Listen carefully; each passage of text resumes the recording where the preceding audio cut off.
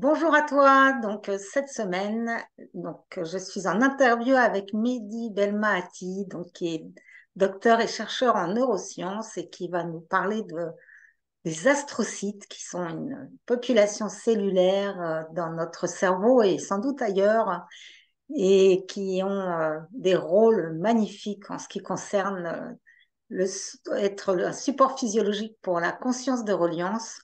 Et Mehdi allie à la perfection cette reliance entre la science et la transcendance et va nous apporter son regard à la fois de chercheur et également d'une personne qui s'exprime à partir de la présence, qui laisse couler le verbe nourrissant dans l'instant. Et j'ai hâte de l'écouter. Bonjour à tous, merci Caroline. Et effectivement, par mon parcours dans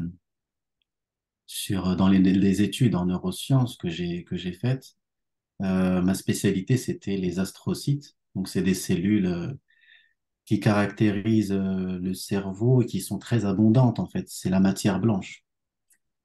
Mais la matière blanche n'est pas que constituée des astrocytes, elle est constituée de plein d'autres cellules et en fait ça forme ce qu'on appelle les cellules gliales. Et les cellules gliales, les astrocytes, on les a appelées astrocytes parce qu'elles ont une forme en étoile, astrocytes. Mais effectivement, ce n'est pas les seules cellules. Et un des rôles majeurs de ces cellules, c'est qu'elles vont relier les neurones au reste du corps, à la circulation sanguine, qu'on peut appeler le micro-environnement, la vascularisation. Et donc, ça va faire une reliance, en fait, entre tout le système cérébral et le système neuronal qui est compris dans ce système. Donc, il y a une trilogie neuro-glio-vasculaire. Donc, les cellules gliales, elles sont au centre, on peut dire, du cerveau, puisque elles ont un rôle de connexion, mais surtout de relier ce qui est séparé. On peut dire que dans le monde tel qu'on le voit, il y a des opposés interreliés, c'est-à-dire il y a un pôle qu'on peut appeler positif et un pôle qu'on peut appeler négatif, ou un pôle masculin, un pôle féminin, l'infiniment grand, l'infiniment petit. Et on peut dire que les neurones, elles sont en résonance avec le monde ecto euh, projeté à l'extérieur. Et il y a un feuillet dans le corps qui est caractérisé, qui caractérise cet aspect ectodermique. Donc, c'est toutes les cellules qui vont être en résonance avec l'extérieur. Les cellules qui vont être en résonance avec l'intérieur, on va les appeler les cellules qui ont une origine endodermique. Par exemple, les cellules vasculaires qui constituent les vaisseaux sanguins. Donc, il y a l'endoderme qui est plutôt à l'intérieur, le monde intérieur, les organes, et l'extérieur, le système neuronal, justement, qui va être en relation avec les sens, tout le neurosensoriel. Et dans le cerveau, il y a un centre qu'on appelle le thalamus, qui va collecter l'ensemble des informations de l'extérieur. Il va un peu les rassembler. Et puis, il va y avoir une analyse qui va se faire en second niveau. Et justement, ce thalamus, l'hypothalamus, toutes les autres régions qui sont associées, elles sont constituées de matière blanche aussi, pas que de neurones. Donc, c'est comme une interface. Et le rôle de reliance, c'est les cellules mésodermiques qui Alors, vont je justement. me permets de juste t'interrompre pour préciser aux personnes qui nous écoutent que tu as parlé de feuillet.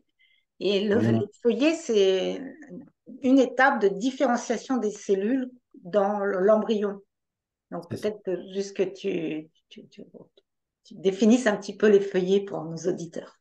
Alors, les feuillets, ça vient effectivement, au départ, on était un ovule et un spermatozoïde, puis ça forme une cellule œuf. Et cette cellule œuf, au cours de son développement, il y a ce qu'on appelle l'embryogénèse. Et l'embryogénèse, c'est ce qui caractérise l'embryon. Et l'embryon, il va être dans sa constitution. caractérisées par trois types de feuillets. Et en fait, ces cellules qui vont constituer le corps, elles vont avoir une direction soit vers l'extérieur, soit vers l'intérieur, soit entre les deux. Elles vont relier l'extérieur et l'intérieur. Et donc, ça va définir trois feuillets que j'ai définis comme étant ectodermiques, endodermiques et mésodermiques. Et les astrocytes, elles proviennent des cellules, comme les neurones, des cellules du feuillet ectodermique, mais elles vont avoir une fonction de reliance qui ressemble au mésoderme. Donc ça veut dire qu'il y a une différenciation qui va se faire. Elles vont plus avoir le rôle, comme les neurones, d'être en relation avec l'extérieur, mais elles vont avoir un rôle plutôt d'être en relation avec la présence et l'instant. On peut dire que ces cellules, elles sont vraiment importantes pour permettre comme une actualisation à chaque instant du flux neuronal qui vient de l'extérieur et qui passe par les neurones. Et cette information, il y a comme un biofeedback qui se fait. Et donc, les astrocytes ont cette fonction centrale de mettre en réactualisation permanente les informations qui proviennent des neurones. Donc, on peut dire que dans ce qu'on appelle la présence, qu'est-ce que c'est que la présence? C'est l'instant, c'est le présent, certes. C'est le maintenant, c'est-à-dire que c'est en continu renouvellement. C'est pas figé.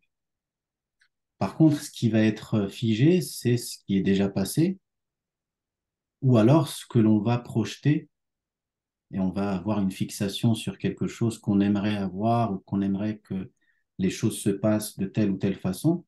Et ça, c'est la projection neuronale ou la mémoire neuronale. C'est-à-dire que la mémoire, elle est neuronale.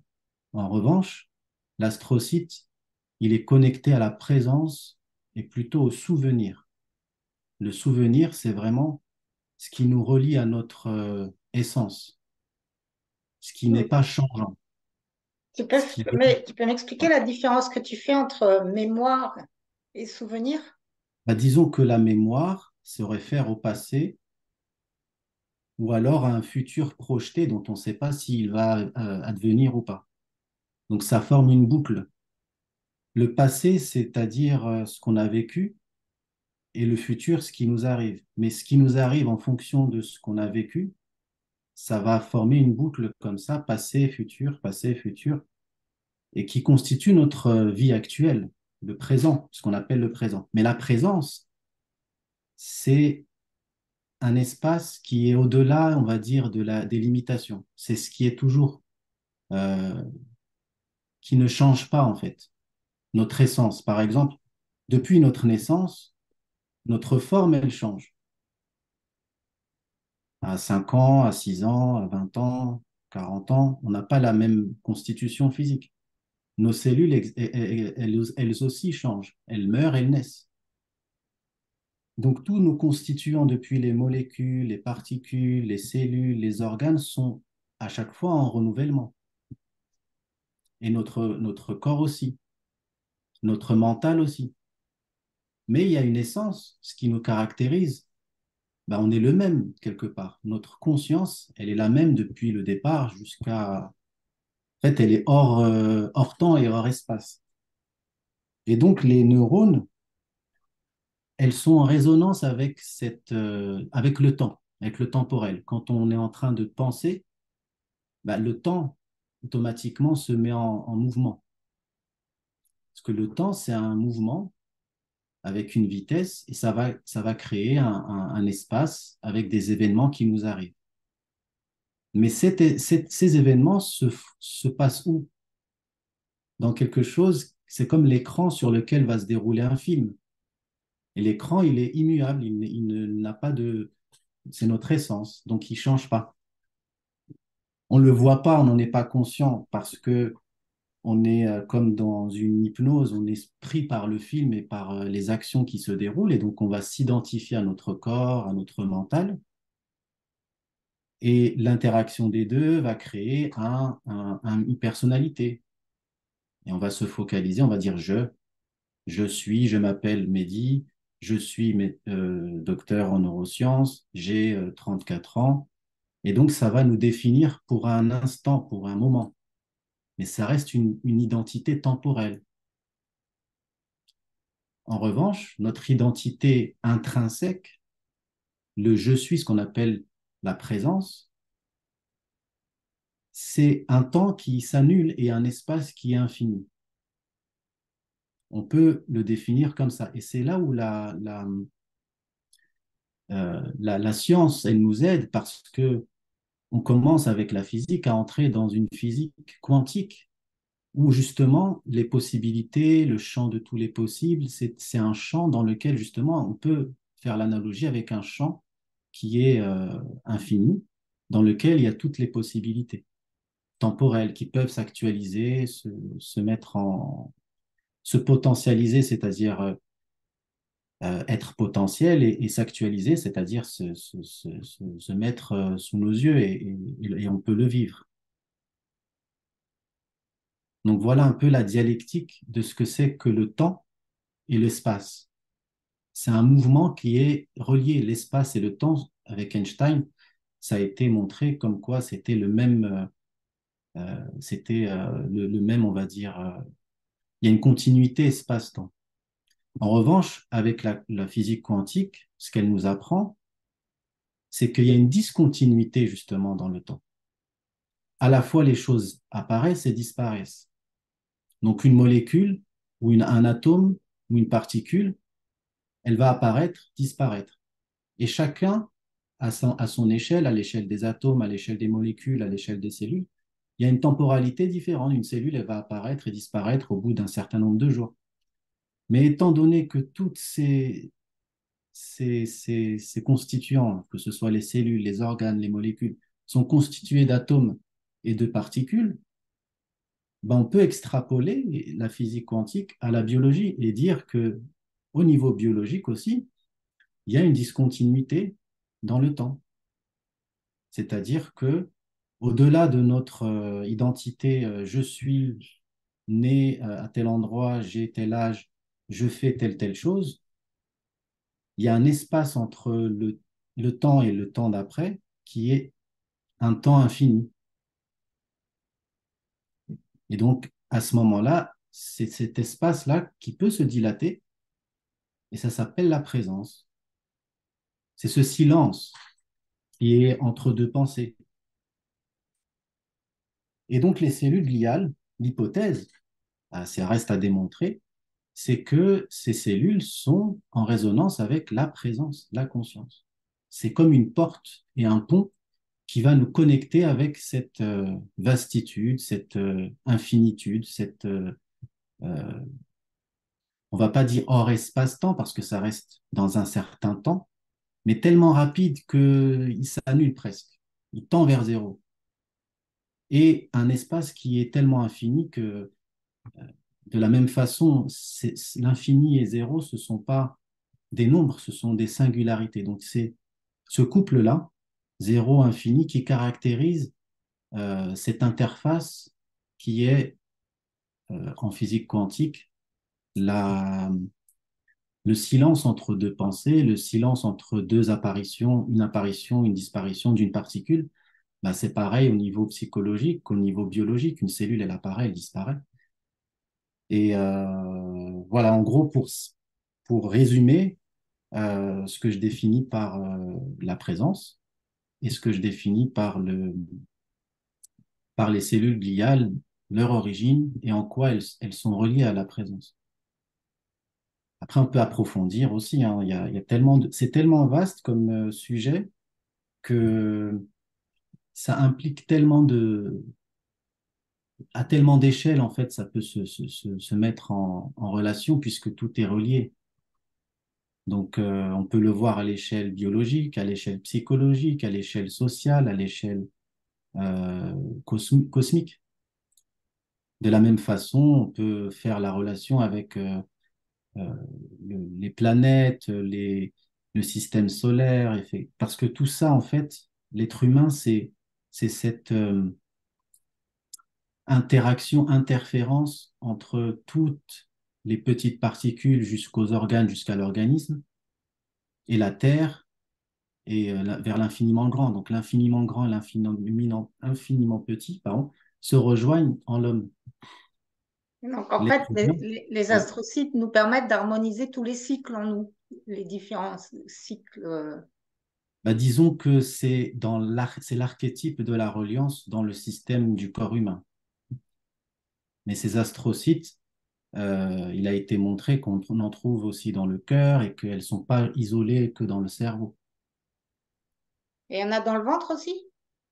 Bah, pour moi, il y en aurait. Ce n'est pas encore quelque chose de démontré, D'accord. mais effectivement, quand on parle du ventre comme étant le deuxième cerveau, que l'interaction entre un neurone et le sang, il se fait via les cellules gliales, il y a peut-être d'autres cellules gliales qu'on ne connaît pas encore.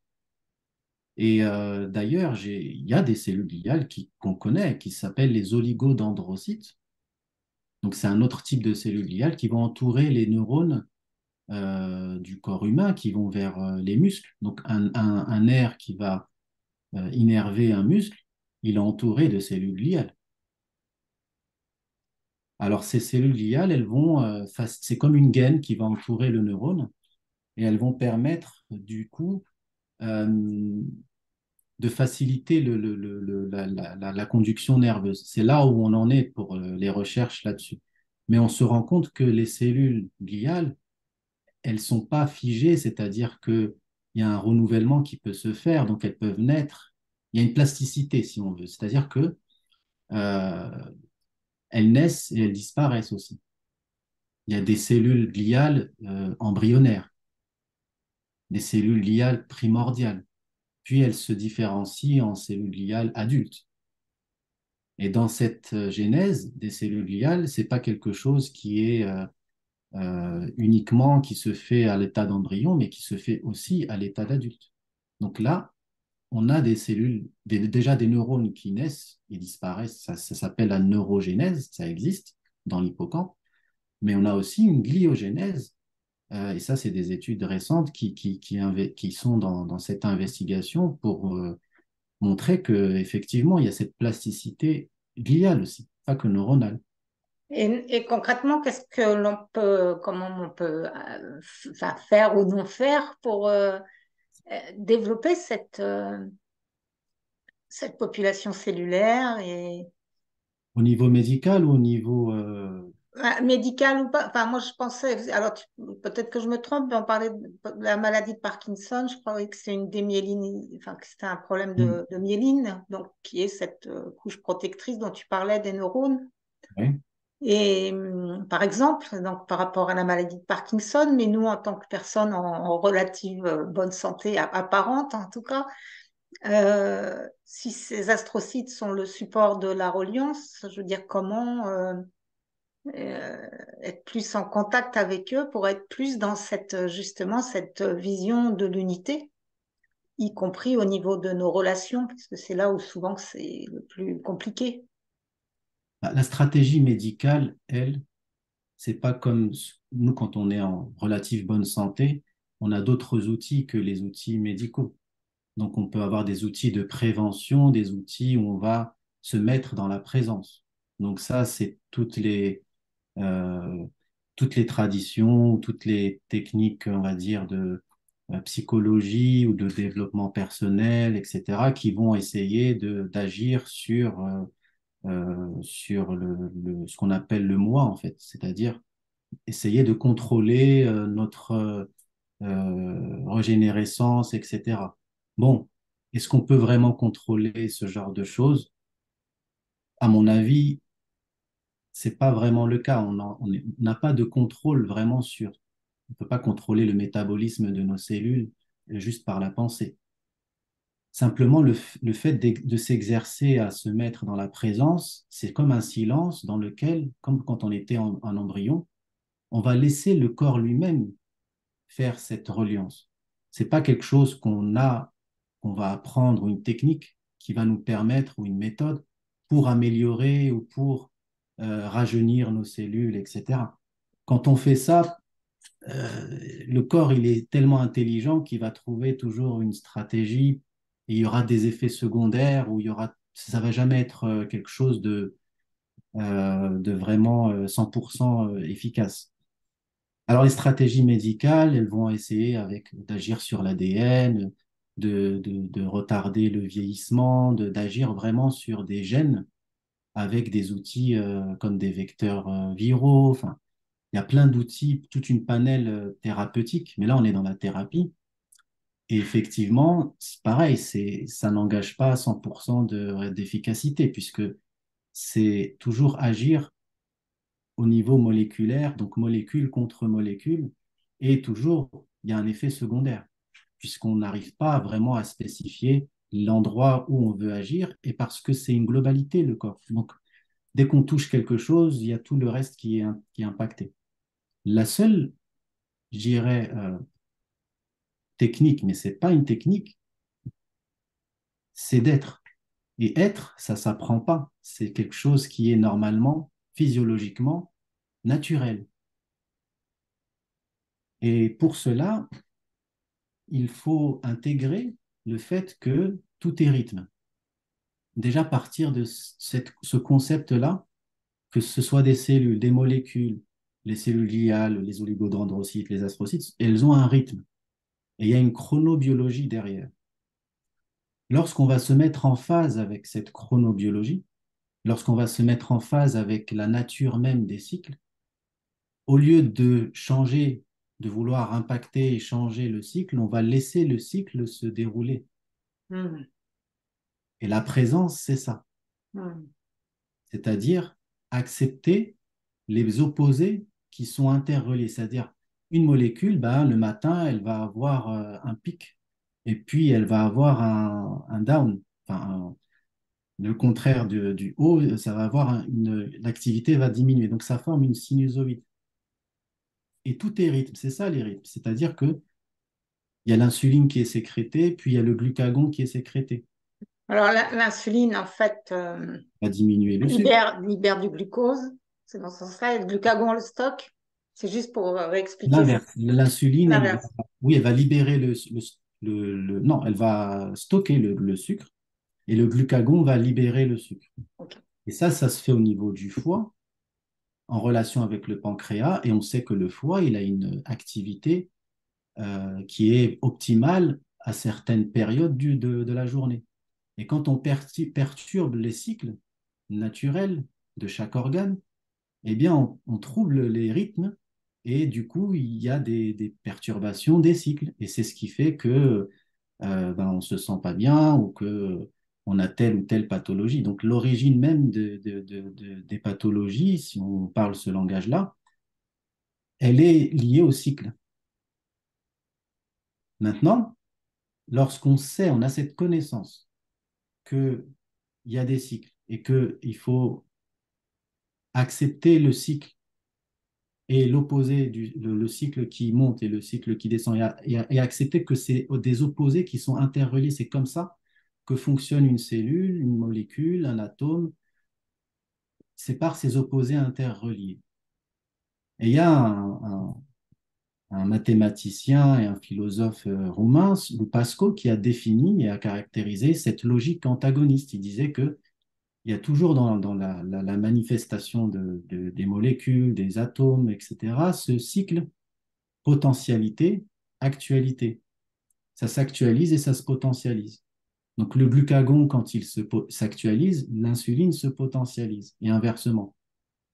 Mais entre les deux, quand ça monte, ça descend, il y a un point, enfin on va dire, il y a une jonction entre les deux. On appelle ça un état de jonction, un état jonctionnel, où il n'y a ni l'un ni l'autre. C'est comme entre le jour et la nuit, il y a un moment, comme bientôt là maintenant, où il fait ni jour ni nuit, et jour et nuit. Et c'est cette interface, ce qu'on appelle une interface, où justement, il y a le champ de tous les possibles, il y a le champ de toutes les potentialités et de toutes les actualisations possibles. C'est-à-dire que c'est là où on peut puiser dans l'information de base, l'information qui est primordiale avant que ça devienne énergie et matière. Mhm. Et le silence, la présence, c'est cet espace infini informationnel. On peut dire aussi vibrationnel, parce qu'en fait, dans cet espace infini, avant qu'il y ait la molécule glucagon ou la molécule insuline, il y a l'onde glucagon, l'onde insuline. Il ne faut pas oublier que chaque particule est associée à une onde. Et l'onde, elle est même en amont pure information. Et ensuite, elle se manifeste en onde, puis en particules. Et c'est un peu ça les opposés interreliés, le masculin, le féminin, la matière et la non-matière, si on veut. C'est-à-dire qu'il y a cette harmonisation qui se fait dans l'état jonctionnel entre les deux. Et c'est un état qu'on expérimente à travers, dans le silence entre deux pensées, par exemple. Alors, moi, ce qui me vient en t'écoutant au niveau pratique, il y a enfin, voilà, ça m'amène à un regard sur, d'une part, euh, dès que mes pensées sont duales et dans le jugement, en fait, je ramène de l'antagonisme et donc je stresse mon corps avec du conflit, si j'ai Mhm. bien compris. Idem au niveau émotionnel, si je veux toujours être dans la joie en oubliant, comme dit Khalil Gibran, que pendant ce temps-là, la tristesse dort dans mon lit, Mhm. puisque au niveau émotionnel aussi, il y a ces balanciers de dualité qu'avec un antagonisme qui est actualisé pendant que l'autre est potentialisé, mais que l'un ne peut pas exister sans l'autre. Et également, donc, le fait que on pose notre regard sur les astrocytes, qu'on nous a jamais expliqué, ce qu'on nous a jamais appris. On nous a toujours parlé des neurones, de l'intelligence beaucoup plus rationnelle, enfin, du fait, quand on dit il est enfin, intelligent, il a un gros cerveau, tout ça. Enfin, il y a une représentation dans notre culture éducative qui associe intelligence à neurones et de porter notre regard sur le fait que bah, intelligence globale, Mhm.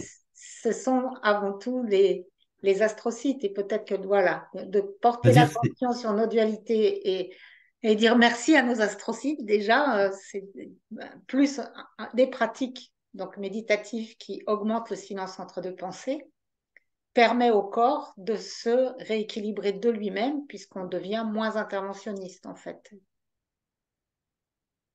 oui, ou sinon, on laisse justement l'action se faire sans être impliqué dedans. Mm. C'est-à-dire qu'en fait, l'intelligence globale, elle est globale, donc elle implique toutes les cellules du cerveau, pas les neurones versus Oui, les astrocytes. Et les astrocytes, c'est une composante de la matière blanche. Et ce qu'on peut voir dans le cerveau, c'est que la matière blanche, elle est dominante et elle connecte les deux hémisphères aussi. On a au centre même du cerveau, on a ce qu'on appelle le corps calleux, et c'est plein d'oligodendrocytes, plein de matière blanche. mm. C'est comme un câblage qui va réunir l'analyse et la synthèse. Donc les opposés vont être reliés.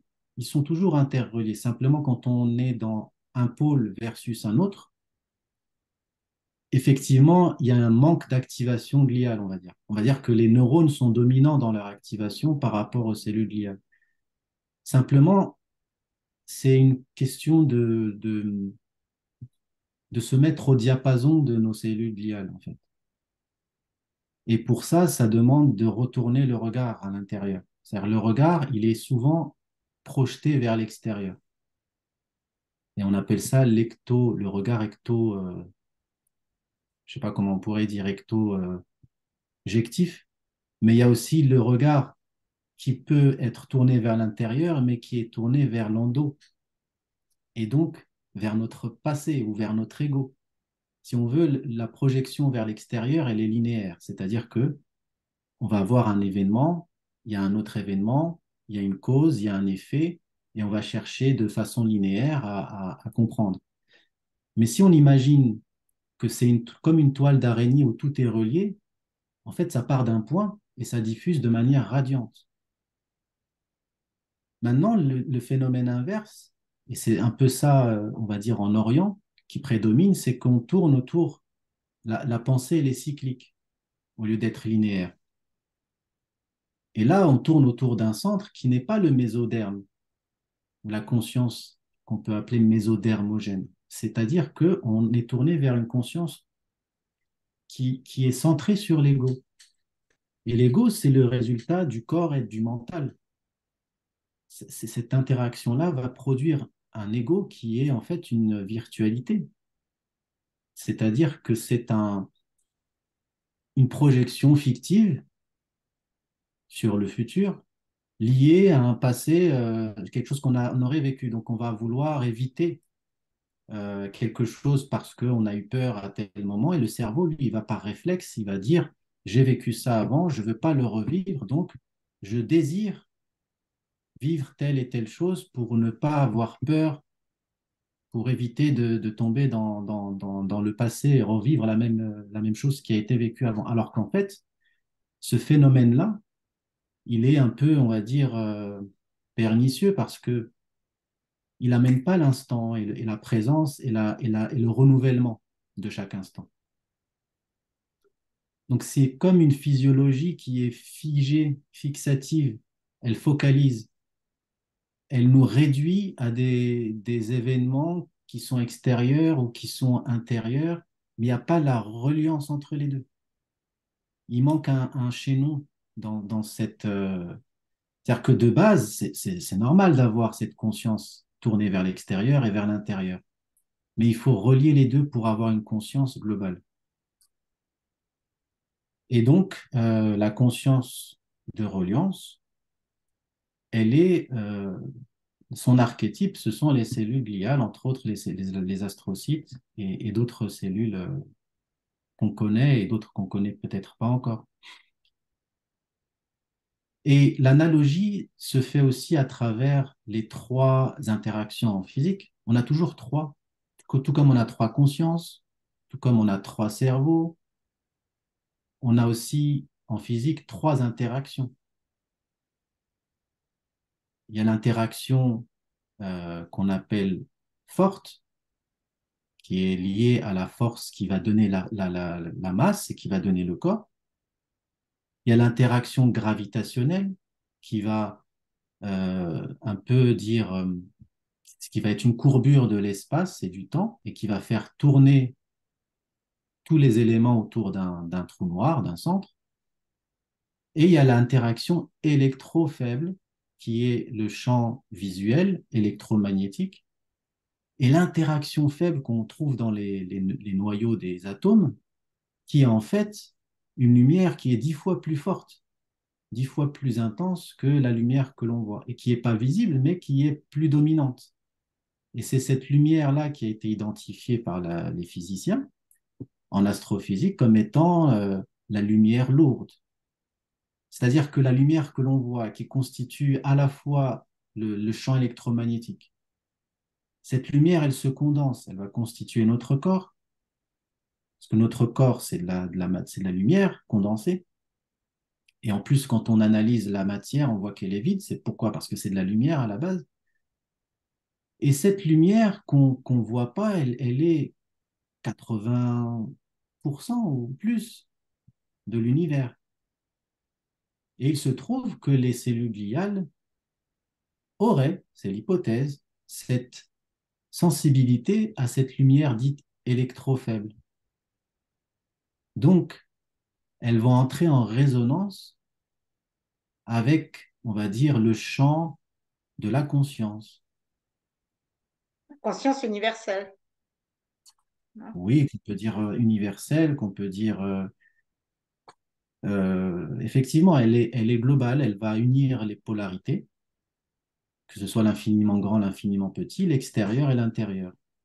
Elle va se placer au centre, voire sa localisation, elle est entre nos deux veines jugulaires, en fait. Et c'est ce que l'architecte Douglas Harding a dit quand il parle de retourner son regard. Nous, quand on retourne notre regard, ben on se voit, nous, en tant qu'image d'un ego, d'une personnalité, et parfois on rate le lieu, justement, où il y a cet espace infini. Mais en réalité, Douglas Harding, qu'est-ce qu'il dit? Il dit, en fait, qu'est-ce qu'on voit? Là, je me vois dans l'image, mais en réalité, on voit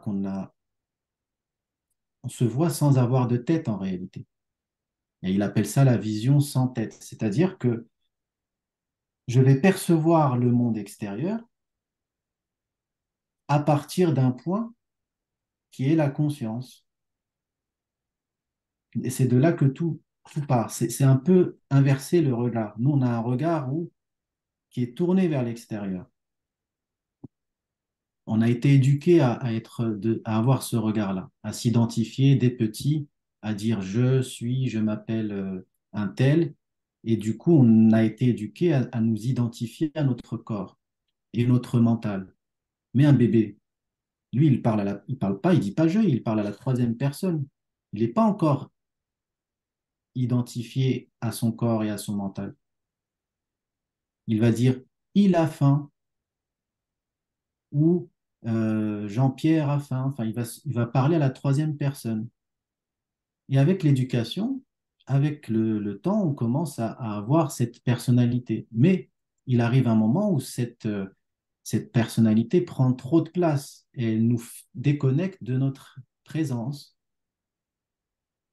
Et donc le retournement du regard, c'est ça, c'est savoir qu'on n'est pas le corps, le mental, l'ego, que ce corps, ce mental et cet ego, c'est comme un habit qu'on a, qu'on a mis sur nous, mais notre essence, elle est un espace infini qui est, euh, qui est la conscience, la présence, qui est lumière aussi.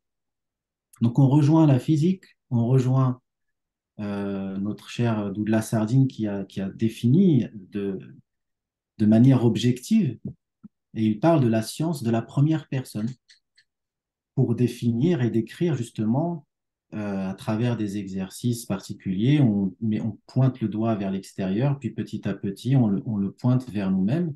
Quand on le pointe vers l'extérieur, ben, on va décrire ce qu'il y a. Ah, ça a telle couleur, ça a telle forme, ça a telle distance, jusqu'à ce qu'on le pointe vers nous. OK, j'ai tel habit, je suis de telle taille, etc. Et à un moment donné, quand on le pointe vers soi, ah, il se trouve qu'il y a comme un shift, l'espace d'une seconde, on se dit, mais attends,